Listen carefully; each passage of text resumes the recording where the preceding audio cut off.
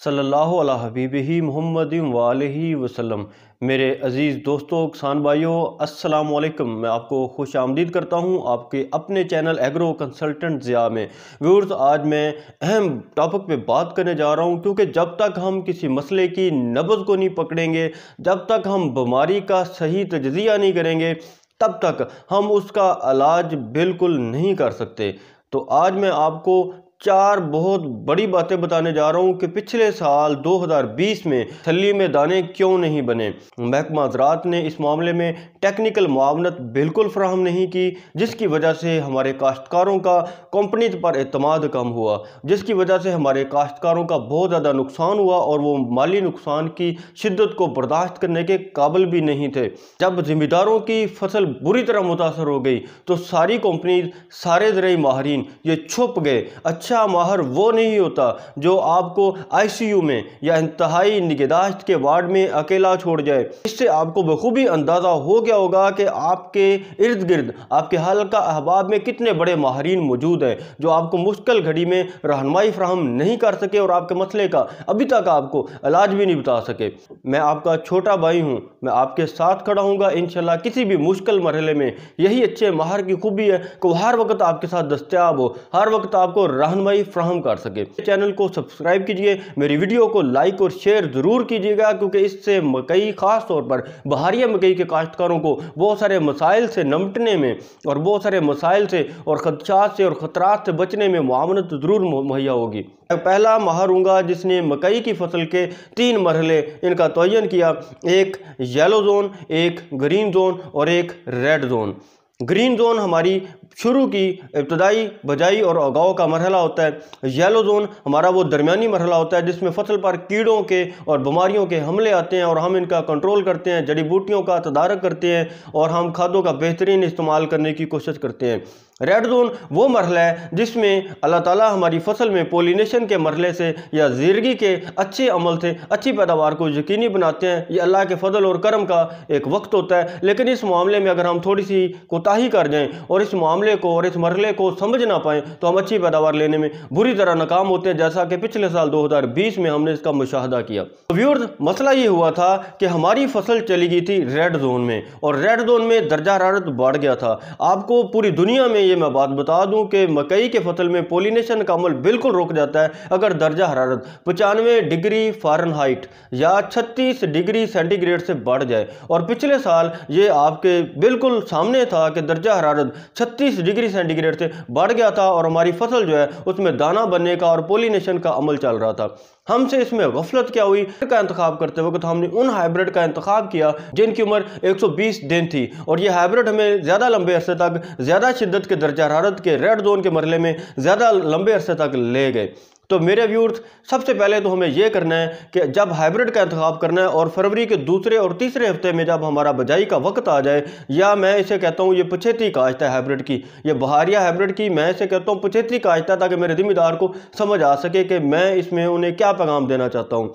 मेरे व्यूअर्स, अगर हमने फरवरी के दूसरे हफ्ते और तीसरे हफ्ते में उन हाइब्रिड का इंतखाब कर लिया या फरवरी के पहले हफ्ते में भी हमने उन हाइब्रिड का इंतखाब कर लिया जिनकी उम्र 120 दिन या इससे ज़्यादा की है, तो वो हमें रेड जोन के उस मरहले में ले जाएंगे। हमारी फसल उस मरहले में जाकर तैयार होगी जब हमारी फसल में टेम्परेचर का और दर्जा हरारत का हमला होगा और दर्जा हरारत बढ़ जाएगा 36 डिग्री सेंटीग्रेड से। तो सबसे पहले तो आपने इस साल ये करना है कि आपने हाइब्रिड का इंतखाब करते वक्त उन हाइब्रिड का इंतखाब करना है जिनकी उम्र 100 दिन या 110 दिन हो। बेशक उनकी पैदावार 140 या 150 मन ना हो, 120 मन ही हो, लेकिन आपने उन हाइब्रिड की तरफ फरवरी के दूसरे हफ्ते में खास तौर पर नहीं जाना जिनकी उम्र 120 दिन या इससे ज़्यादा पे है। एक और गौर की बात आपको मैं ये बता दूं कि हमारा ज़्यादा इन्हसार प्राइवेट कंपनीज के हाइब्रिड्स की तरफ बढ़ गया है और हम अपने मुल्क में मुकामी तौर पर mess and millet research institute जो कि यूसुफ वाला साहिवाल में है, उसकी पैदावारी टेक्नोलॉजी और उसके पैदा करदा और तैयार करदा हाइब्रिड्स जो है उनका इंतखाब नहीं करते। तो हमें उनका इंतखाब भी करना होगा। हमें कम से कम 1 या 2 एकड़ के लिए उन हाइब्रिड्स का इंतखाब करना है जो हमारे मुल्क में मुकामी तौर पर हमारे रिसर्च इंस्टीट्यूट ने तैयार किए हैं। 1 या 2 एकड़ के लिए लाजमी मुकामी मुंतखब करें, इनके रेट भी अच्छे हैं और इंशाल्लाह इनमें अच्छी पैदावार की सलाहियत भी वक्त के साथ साथ बढ़ती जाएगी। ये एक बहुत अच्छा टूल है कि आप मुकामी तौर पर तैयार करदा हाइब्रिड का 1 या 2 एकड़ पर लाजमी इंतखाब करें। और ये एक गुर की बात मैं आपको बता दूं, जब आप अपनी फसल लगाते हैं और उसमें 1 या 2 हाइब्रिड मिक्स करते हैं और मुकामी हाइब्रिड भी अगर आप लगाते हैं तो ये एक नेचुरल और फितरती अमल है कि इससे आपकी फसल में अच्छी पैदावार के चांस बढ़ जाते हैं, क्योंकि बहुत सारे हशरात जो आपके इंपोर्टेड हाइब्रिड पर आ जा रहे होते हैं या बहुत सारी बीमारियां जो आपके इंपोर्टेड या दरामदी हाइब्रिड पर आ रहे होते हैं वो आपके लोकल हाइब्रिड्स की वजह से मुतासर हो जाता है, उनका पैटर्न टूट जाता है, उन हशरात का पैटर्न टूट जाता है या उन बीमारियों का पैटर्न टूट जाता है। ये एक बहुत अच्छा टूल है जो मैं आपको बता रहा हूँ। तीसरी पते की बात आपको मैं ये बता दूं कि हमारी फसल में रवायती तरीके से हम फास्फोरस जो है वो ज़मीन की तैयारी के वक्त इस्तेमाल करते हैं। ये मिलना शुरू होती है 30 से 35 दिन के बाद।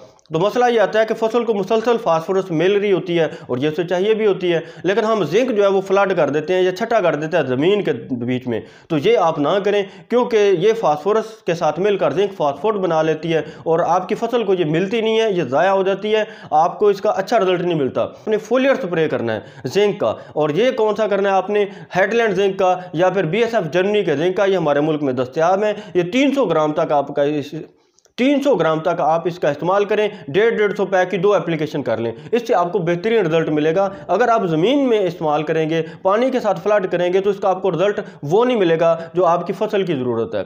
आपकी फसल की जिंक की मतलूबा मकदार पूरी नहीं हो सकेगी, उसमें अच्छे खामरे नहीं बनेंगे और वो देरगी का अमल जो है आखिर में जाकर वो मुतासर हो जाएगा। बोरान का इस्तेमाल बजाई में इस्तेमाल करें, ये बहुत ज़रूरी है, क्योंकि पॉलिनेशन का एक बहुत बड़ा टूल जो है वो बोरान है। चौथी मैं आपको बड़ी बात बता दूं, क्योंकि इस वक्त हम अपनी ज़मीन की तैयारी में मसरूफ़ हैं, हम एक चीज़ बहुत भूल जाते हैं कि वो ज़मीन कतन मकई के लिए या हाइब्रिड मकई के लिए या बहारिया मकई के लिए बिल्कुल नामुनासिब है जिसके नीचे हार्ड पैन या प्लो पैन हो। हम देखें गहरा हाल इस्तेमाल नहीं करते या हम चिदल इस्तेमाल नहीं करते, हम रवायती कल्टीवेटर इस्तेमाल करते हैं और अपने बेड तैयार करके अपनी फसल की बजाई मुकम्मल कर लेते हैं। तो हम ये भूल ही जाते हैं कि वो ज़मीन तो बिल्कुल नामुनासिब है फसल के लिए, मकई के लिए, जिसके नीचे हार्ड पैन या प्लो पैन होगा। तो जब तक हम उस हार्ड पैन को नहीं तोड़ेंगे, जब तक उस प्लो पैन को हम तोड़ेंगे नहीं, सख्त सतह को हम तोड़ेंगे नहीं, जो उल्टे हाल से या फिर गहरे हाल से ही तोड़ी जा सकती है, तो कभी भी वो ज़मीन ही जब तैयार नहीं है मकई के लिए, वो नामुनासिब ज़मीन है। इसकी मिसाल ऐसे ही है कि आप एक रेगिस्तान में एक रेतली ज़मीन में मकई की काश्त कर दें तो वो नामुनासिब ज़मीन है। तो ये भी ध्यान में रखें कि जिस ज़मीन में आपने प्लो पैन और हार्ड पैन को तोड़ा नहीं है वो भी उसी तरह नामुनासिब है जैसे एक सहराई ज़मीन जो है या एक रेतली ज़मीन मकई की फसल के लिए नामुनासिब है। तो ये बहुत बड़ा हमारा मसला है, इसको हम कभी भी डील नहीं कर पा रहे। तो 1 महीना पहले आप गहरा हल चलाकर अपनी ज़मीन को तैयार करें, फिर उसके बाद उसमें खेलियाँ बनाएं और अपनी बिजाई का अमल मुकम्मल करें।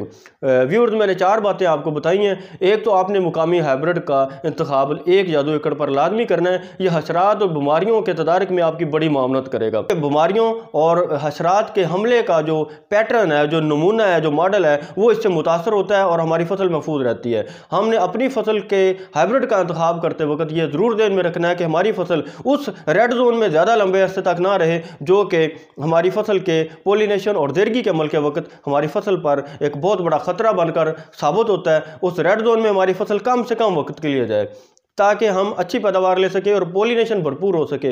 तो ज़्यादा लंबे दुरानी की हाइब्रिड का इंतखाब नहीं करना। आपने 120 दिन वाले या 130 दिन वाले हाइब्रिड का इंतखाब फरवरी के दूसरे हफ्ते में, बल्कि मैं तो कहूँगा कि पहले हफ्ते में ही आप इसका इंतखाब बिल्कुल ना करें। आप 100 दिन वाले हाइब्रिड का इंतखाब करें ताकि आपकी फसल उस रेड जोन में जाने से ही महफूज रहे और आप अच्छी पैदावार ले सके। जिंक का इस्तेमाल आपने ज़मीन में नहीं करना, ये आपने स्प्रे करना है ताकि आपकी फास्फोरस भी मुतासर ना हो और जिंक आपकी फसल को भरपूर अंदाज में मिल सके। और हार्ड पैन को तोड़े बगैर आपने कभी भी अपनी फसल को काश्त नहीं करना, क्योंकि हार्ड पैन वाली ज़मीन आपकी फसल के लिए बिल्कुल नामुनासिब है। व्यूअर्स, मैं उम्मीद करता हूं मेरी आज की वीडियो आपके लिए भरपूर मुआवन साबित होगी, इससे आपको बड़ी अच्छी रहनुमाई ज़रूर मिली होगी। आप इसमें कोई कमेंट हो, आपकी कोई राय हो, आपका कोई तजर्बा हो, आप इसमें क्रिटिसाइज़ करें, तनकीद करें, मैं आपके सवालात का ज़रूर जवाब दूंगा। मैं कोशिश करूँगा कि आपकी मुकम्मल रहनुमाई और बेहतरीन तरीके से हाइब्रिड में आप पैदावार लेने में कामयाब हो सके। आपको पैदावारी टेक्नोलॉजी की बहुत सारी सारी वीडियोज़ मिलेंगी, बहुत सारी रहनुमाई करने वाले माहिरीन मिलेंगे।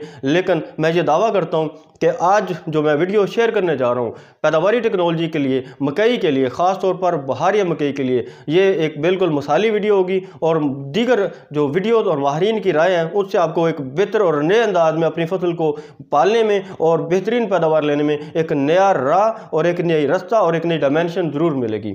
मेरे चैनल को सब्सक्राइब कीजिए, वीडियो को लाइक और शेयर करना मत भूलिए। अल्लाह ताला आप पर अपना करम और अपना फजल करे, आपकी ज़िंदगी में खुशहाली आए, आप एक बेहतरीन काश्तकार बन सके और दुनिया के साथ जदीद तरीके से आप आगे बढ़ सके। अल्लाह ताला आपका हामी हो, नासर हो, दुआ कर दिया करें। सलामत रहें, खुश रहें, आबाद रहें। वस्सलाम।